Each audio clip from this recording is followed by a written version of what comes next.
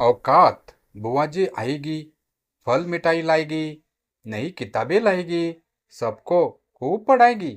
छोटी गा रही थी, बुआ जी आते समय मेरे लिए नई ड्रेसेस जरूर ले आना। दूसरी की मांग होती। इस तरह की मांगे हर साल गर्मी छुट्टियां आते ही भाइयों के बच्चों की होती, जिन्हें गुड्डी मायके जाते ही पूरा करती। मगर एक बार जब वह मायके गई तो बड़े भैया भाभी की बातचीत सुन उसके पांव तले जमीन ही जैसे खिसक गई। बड़ी मुश्किल से दोनों का तलाक कराया, भाभी कह रही थी। और क्या, अगर तलाक नहीं होता तो क्या गुड्डी हमें इतना देती? देखना, बड़ी की शादी में कम से कम 10 लाख उससे लूंगा। भैया कह रहे थे। बदले में क्या देते हैं हम लोग? एक साल एक मामूली साड़ी पकड़ा देते हैं।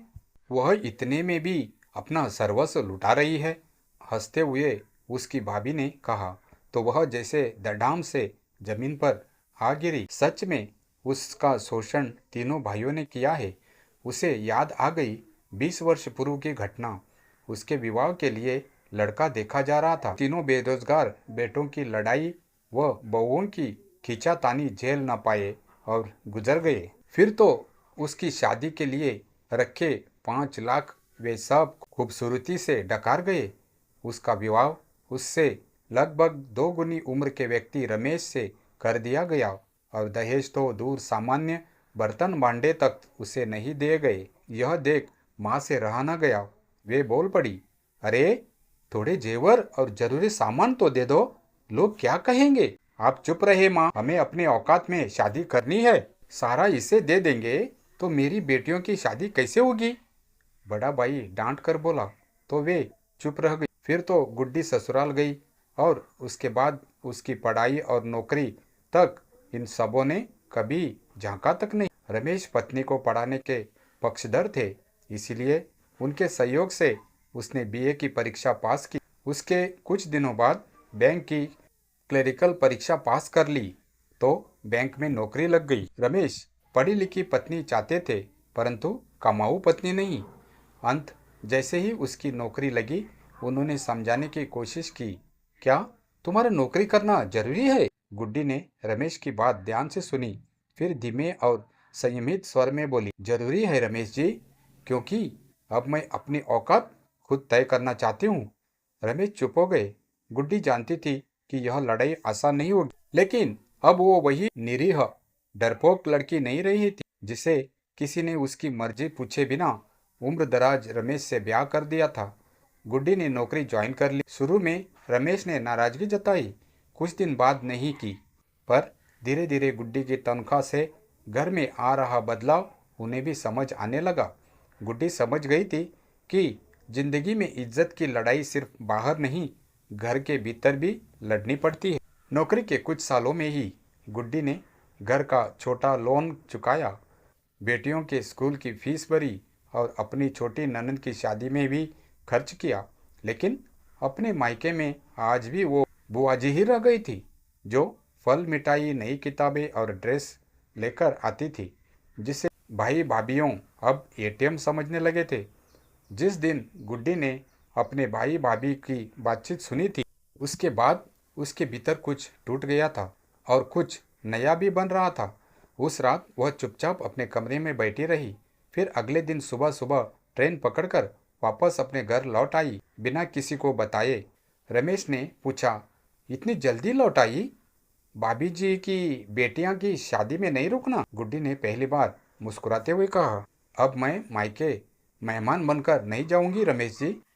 अब बस अपने घर में रहूंगी, जहां मुझे मेरी पहचान से जाना जाए, किसी की दया या जरूरत से नहीं। कुछ महीनों बाद बड़े भाई का फोन आया, गुड्डी, बड़ी की शादी तय कर दी है, तुम्हारे बिना सब अधूरा लगता है। गुड्डी ने सीधा सवाल किया, कितना चाहिए? भाई कुछ क्षण चुप रहा, फिर बोला, 5 लाख। गुड्डी ने शांत स्वर में कहा, अब मैं सिर्फ जरूरतमंदों की मदद करती हूँ, रिश्ते के नाम पर धोखा खाने की औकात अब मेरी नहीं रही। भाई अक्का बक्का रह गया। गुड्डी ने फोन रख दिया। अब वह औकात शब्द को अपमान की तरह नहीं देखती थी।